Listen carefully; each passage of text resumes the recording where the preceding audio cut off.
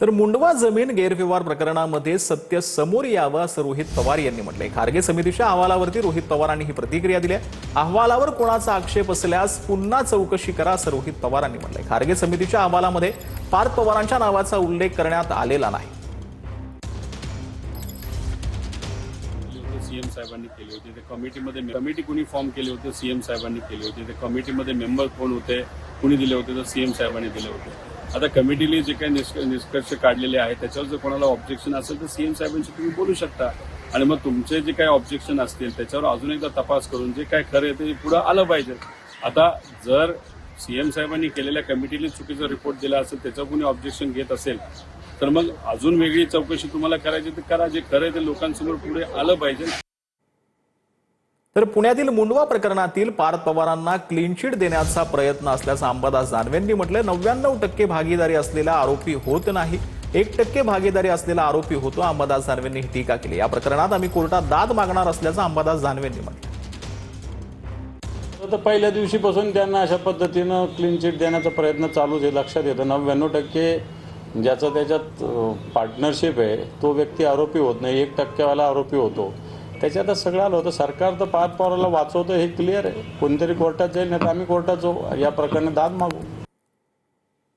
तर खारगे समिती अहवालामध्ये जमिनीची खरेदी विक्री झाल्याचं निष्पन्न झालं। आरटीआय कार्यकर्ते विजय कुंभार यांनी हे वक्तव्य केलं।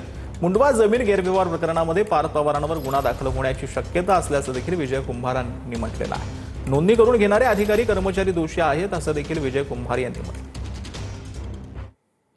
जमीन विक्री करणारे त्यांनी त्याला दोषी ठरवलंय, जमीन खरेदी करणारे त्यांना दोषी ठरवलंय। सदर जमीन शासकीय असल्याने सदर जागा खरेदीचा कोणताही अधिकार नाही हे स्पष्टपणे माहिती असताना देखील मी अमेडिया एंटरप्राइजेस LLP तर्फे श्री दिग्विजय पाटील यांनी सदर जागेचा व्यवहार केला ही बाब अत्यंत गंभीर आहे हे त्यांचं म्हणणं आहे। याच्यात आमचं काही नाही। पार्थ पवार किमान गुन्हा दाखल करण्याची शक्यता जास्त वाढली, कारण ते प्रत्येक याच्यामध्ये पोलीस अटक करतातच नाही आतापर्यंत आपण बघितलंय। तोपर्यंत जामीन घेतील किंवा काय करतील मला माहिती नाही, परंतु आता त्यांच्यावर त्यांची जबाबदारी आहे ही आता समितीने आता सांगितलंय शासनाला की हे दोषी आहेत। तर जगयुद्धानं होरपळतंय अशात विश्वशांती सांगण्याचा अधिकार भारताकडे असल्याचं फडणवीसांनी म्हटलंय। आपण वसुदैव कुटुंबकम सांगणारे लोक आहोत असं देखील फडणवीसांनी म्हटले। संपूर्ण जग आमचं कुटुंब हे मानणारे आम्ही लोक आहोत असं देखील मुख्यमंत्री देवेंद्र फडणवीसांनी म्हटलं। ज्यावेळेस संपूर्ण जगामध्ये युद्ध चाललेलं आहे, जग हे युद्धाने होरपळतंय, जगामध्ये अनेक लोक युद्धाने मरतायत, अशा वेळी विश्वशांती सांगण्याचा अधिकार हा केवळ भारताकडे आहे।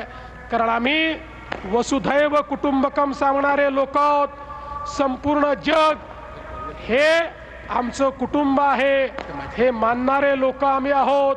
सर्वेदपि सुखिनः सन्तु सर्वे सन्तु निरामया सर्वे भद्राणि पश्यन्तु मा कश्चित् दुःख भाग भवेत् हे सांगणारे आम्ही लोक आहोत।